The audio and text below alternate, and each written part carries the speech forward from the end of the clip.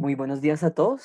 El día de hoy, siendo las 3:18 hora Bogotá, es decir, 4:18 hora Nueva York, hace aproximadamente 18 minutos se cerró la sesión en Estados Unidos y como es usual vamos a hacer el análisis y el cierre del mercado y posteriormente a este video también se va a subir el video del cierre semanal de cuál fue el consenso esta semana. Bueno, en particular el día de hoy hay algo muy interesante que recalcar y es las posiciones que se tomaron el día de hoy en los diferentes mercados, en las diferentes categorías de activos financieros en relación a los datos macroeconómicos. El mercado reaccionó de una forma muy interesante y hay que tenerlo en cuenta para nuestras operaciones y manejar ese pensamiento del mercado e ir a favor de él. No se puede ir en contra del mercado y eso hay que saberlo. Bueno, inicialmente, de los datos más importantes el día de hoy, de lejos fueron los datos de Estados Unidos. Se presentaron unos datos muy importantes. Podemos comenzar hablando de datos iniciales interesantes en cuanto al gasto del consumo personal. El gasto del consumo personal, pues, se ubicó en lo que esperaba en el consenso del mercado, nada para resaltar. Los datos más interesantes, por supuesto, y los que más estaba esperando el mercado eran los datos de PCE. Recordemos que el PCE, perdón, es la medida inflacionaria que utiliza la Fed para justificar esos movimientos en cuanto a la política monetaria.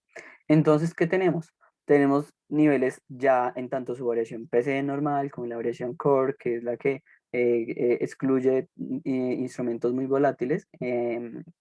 Lo que observamos es que la inflación en la variación inflacionaria que utiliza la Fed, que es una de las que tiene una inflación más baja dentro de la inflación, dentro de las diferentes formas de medir la inflación, lo que observamos es que esta inflación ya se ubica en niveles críticos. Recordemos que en política monetaria y normalmente cuando se toman decisiones de política monetaria cuando no estamos en ciclos, bueno, cuando no estamos enfrentándonos a una pandemia, por ejemplo, lo que se observa es que los mecanismos de regulación siempre ponen a la inflación entre el 2% y el 4% máximo, y superar esa cuota ya es superar el rango objetivo que usualmente manejan la mayoría de países.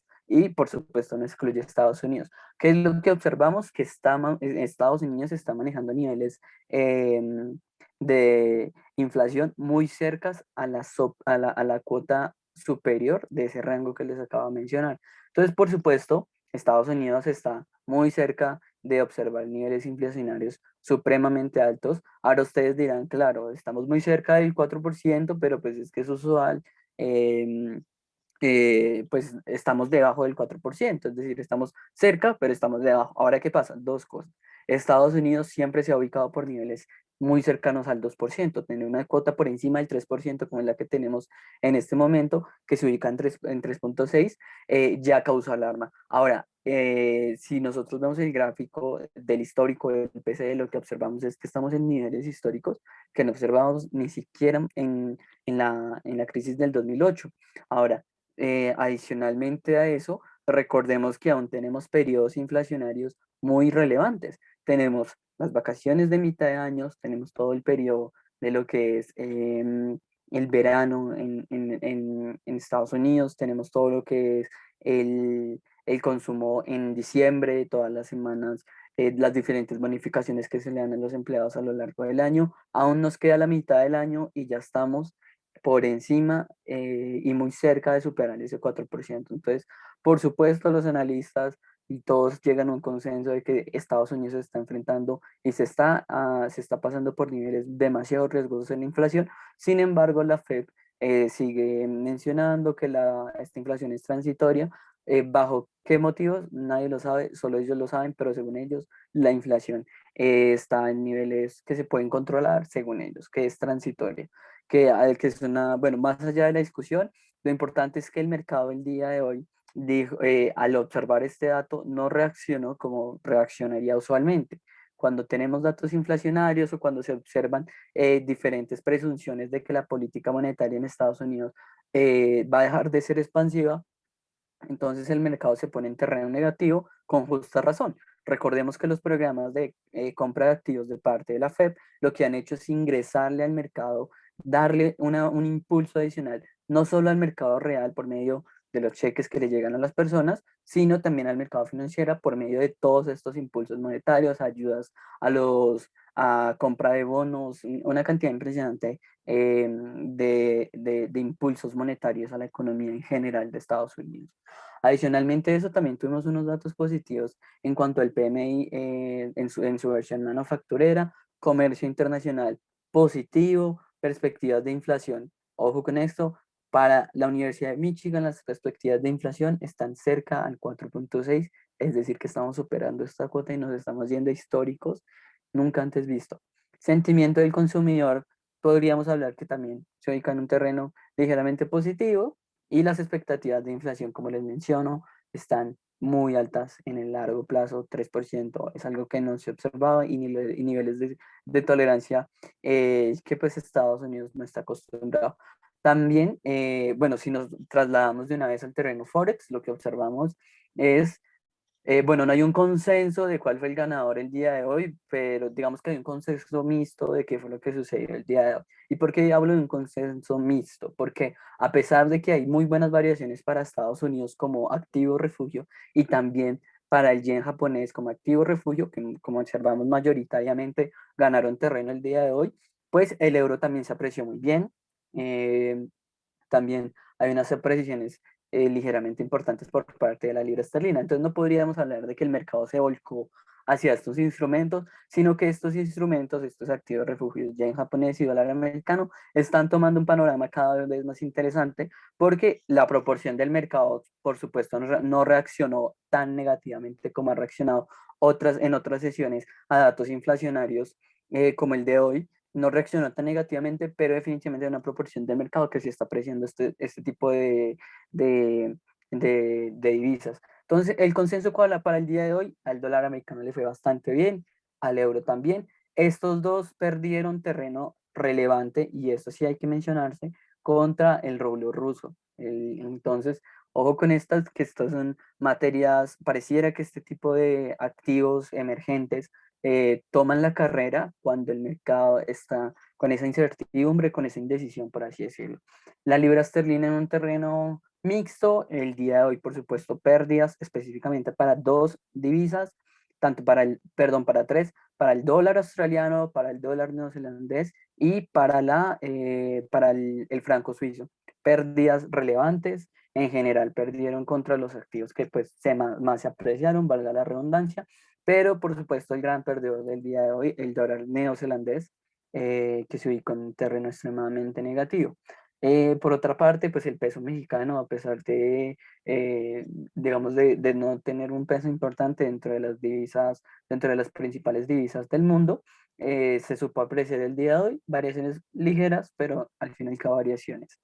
Entonces, ese es el consenso de hoy. Cada vez pareciera que el mercado hay una proporción del mercado que se está trasladando a esos activos financieros que reaccionan muy bien en tiempos de incertidumbre. ¿Por qué? Porque, por supuesto, aunque el discurso de la Fed, el discurso de la política monetaria en Estados Unidos es de calma, de que todo está bien con la inflación, pues por supuesto estos niveles inflacionarios preocupan. Y también cuando observamos que pareciera que la economía ya debería retomar su senda libre sin ningún tipo de intervención. Ahora, si nos pasamos a la renta variable, pues el panorama en general fue positivo. Por supuesto, el día de hoy hubieron pérdidas, pero el índice que más perdió, que por ejemplo ayer ganó muchísimo terreno, que fue el mejor, fue el Russell 2000 el día de ayer, hoy tuvo una caída del 0,4. Entonces no estamos hablando de caídas exageradas.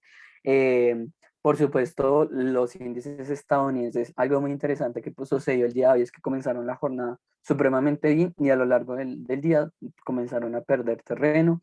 En realidad no fue un día positivo para los índices accionarios. Russell 2000 en caída, el Nasdaq en caída, el Dow Jones en caída y una muy ligera caída para el Nasdaq, perdón, una caída del 0,01, casi que se ubica en terreno mixto. Entonces, no podríamos hablar mucho de pérdidas y ganancias.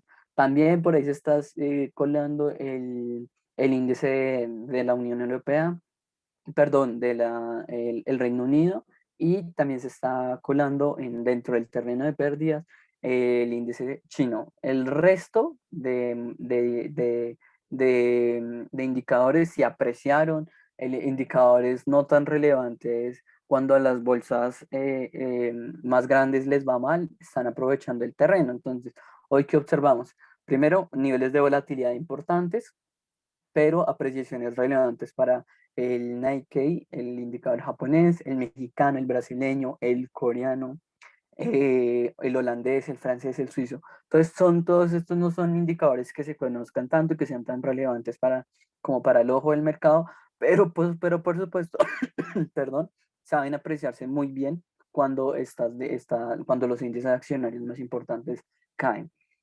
Por otra parte, ¿qué sucedió hoy con materias primas? Pues bueno, una vez más vemos un rally en el que las materias primas agrícolas caen.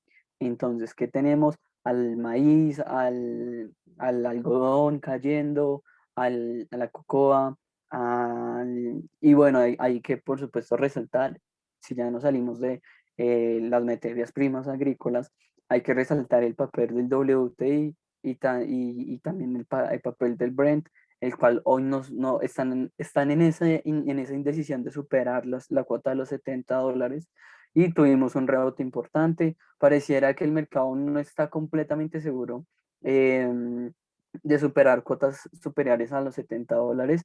Sobre todo recordemos que hay una indecisión en cuanto a la oferta de